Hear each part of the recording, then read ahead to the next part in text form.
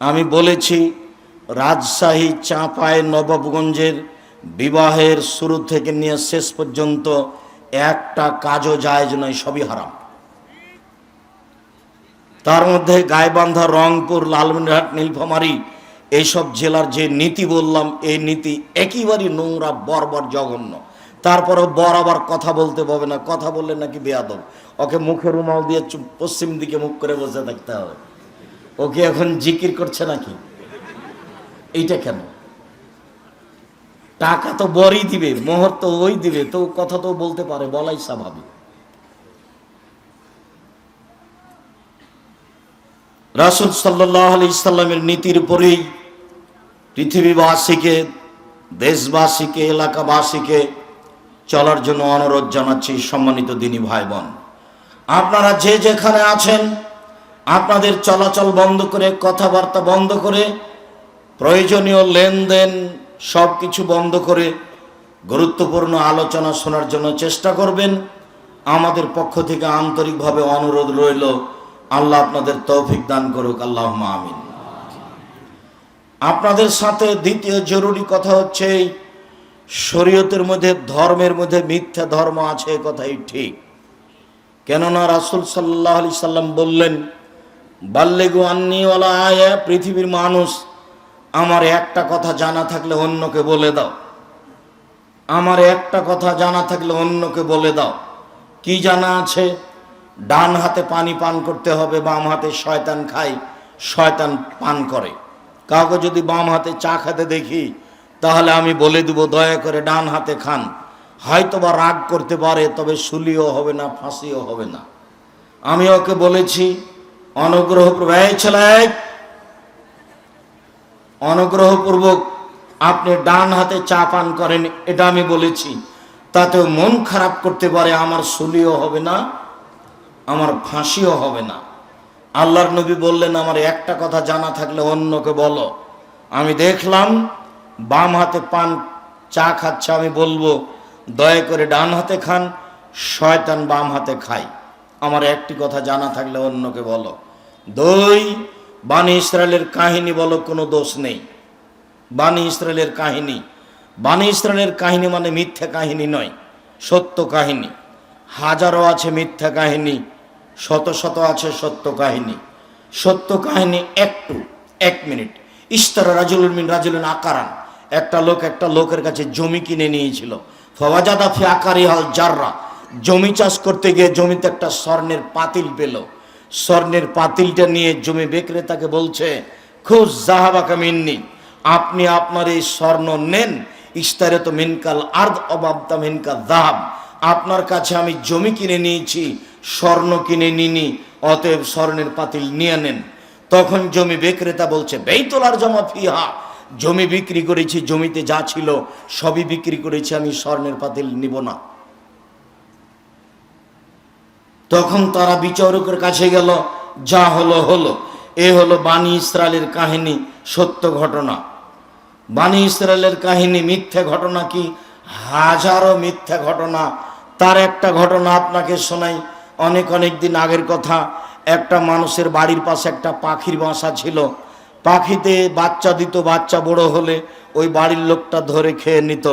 তারপরে পাখি সুলাইমান আলাইহিস সালামকে বিচার দিল, আমার বাচ্চা ধরে খায়। সুলাইমান আলাইহিস সালাম জিনকে বললেন, এই শোনো জিন, যখন ও বাচ্চা ধরতে যাবে, তখন তোমরা দুইটে জিন তার দুই পা ধরে দুই দিকে ফেলে দিবা, পূর্ব পশ্চিমে। ঠিক আছে, কথা সিদ্ধান্ত হয়ে গেল। এবার এই লোকটা যখন গাছে উঠবে বাচ্চা নামানোর জন্য, তখন রুটি খাচ্ছিল, পাশে একজন ভিক্ষুক রুটি চেয়েছে। তখন সে তার একটা রুটি ভিক্ষুককে দিয়ে দিয়েছেন। এরপর গাছে উঠছে বাচ্চা ধরার জন্য।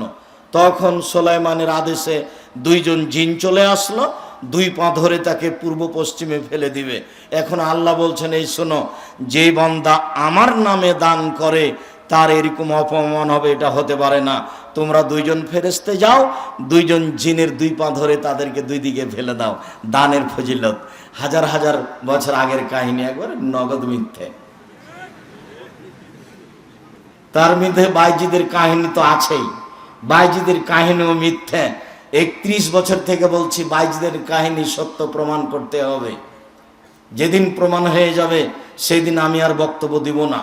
31 বছর থেকে বলছি সাদ্দাদের কাহিনী মিথ্যে, যেদিন প্রমাণ হয়ে যাবে সেদিন আমি আর বক্তব্য দিব না।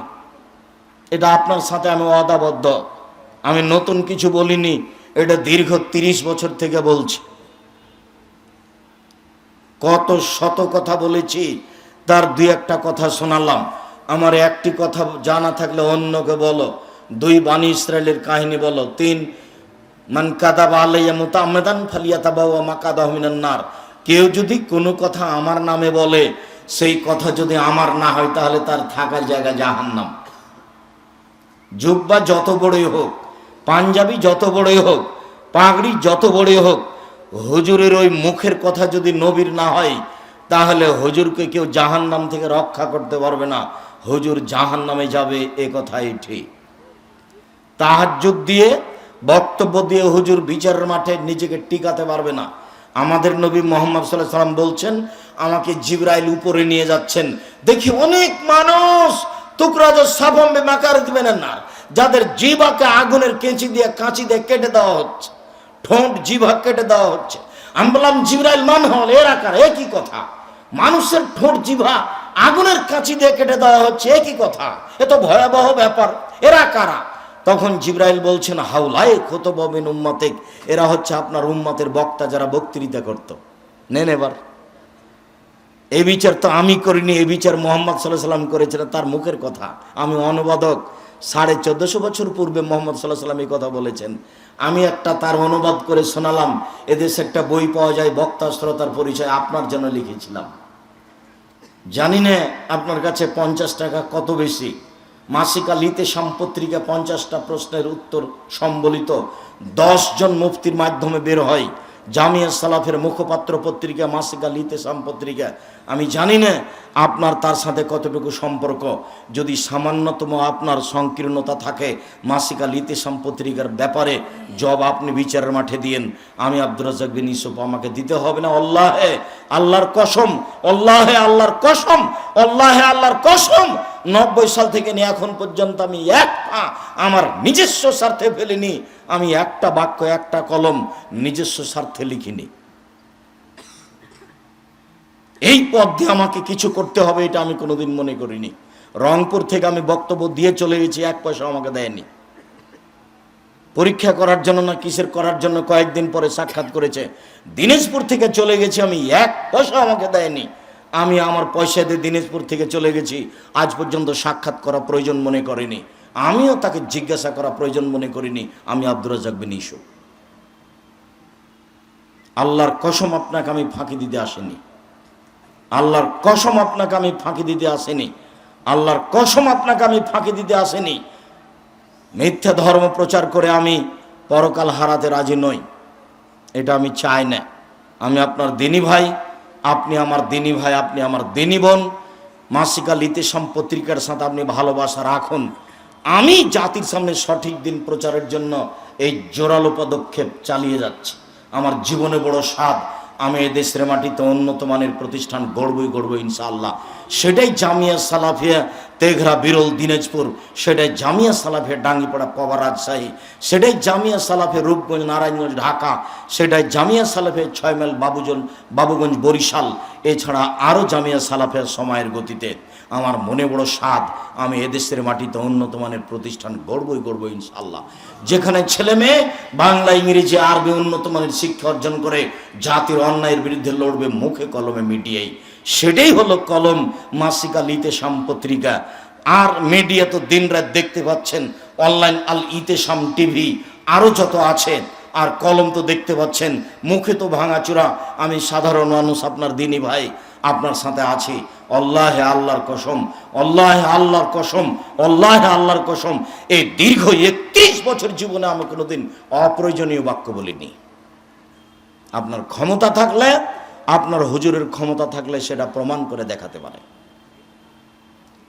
পৃথিবীর মানুষ, আমার একটি কথা জানা থাকলে অন্যকে বলো। পৃথিবীর মানুষ, বানি ইসরায়েলের কাহিনী বলো, কোনো দোষ নেই। পৃথিবীর মানুষ আমার একটা কথাকে যদি বলে, সেটা যদি আমার না হয় তাহলে তার থাকার জায়গায় জাহান্নাম।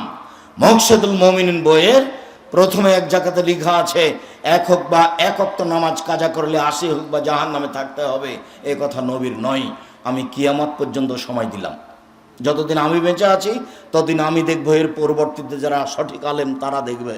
জাতির সামনে বলে গেলাম এ কথা ঠিক নয়। মকসুদুল মুমিন বইয়ের হেডলাইন একটা আছে, অবিবাহিত ছেলে মেয়ের পড়া নিষেধ। হেডলাইনই ঠিক হয়নি, সেখানে যত কথা আছে আল্লাহর হস্তে একটাও ঠিক নয়। অবিবাহিত ছেলে মেয়ের পড়া নিষেধ, এই হেডলাইন দেওয়ার পরে লিখতে লাগলেন, ভরা পেটে স্ত্রী মিলন হলে ছেলে ভ্যাং চায়, সফরের পূর্বে স্ত্রী মিলন হলে ছেলে টেরা হয়, চন্দ্র সূর্য গ্রহণের সময় স্ত্রী মিলন হলে ছেলে কানা হয়। আল্লাহর কসম, সম্পূর্ণ কথাই কোরআন মাজিদের সরাসরি বিরুদ্ধে। আল্লাহ তাআলা কোরআন মাজিদে বলছেন, নিসাউকুম হারসুল লাকুম ফাতু হারসাকুম আন্না শি'তুম। পৃথিবীর মানুষ তোমাদের স্ত্রী, তোমাদের জমি, তোমরা তোমাদের স্ত্রীর কাছে আসো তোমাদের ইচ্ছা মতো, সকালে কি বিকালে কি দুপুরে কি, চন্দ্রগ্রহণ লাগলেই কি আর না লাগলেই কি। এই কথা আল্লাহ বলেন। এদেশের মাটিতে ধর্মের নামে মিথ্যে ধর্ম আছে, এই কথাই ঠিক। অতএব বিবেচনা করে বক্তব্য শুনতে হবে আর বিবেচনা করে মানতে হবে, এ কথাই ঠিক। এক জানাজা মুমূর্ষু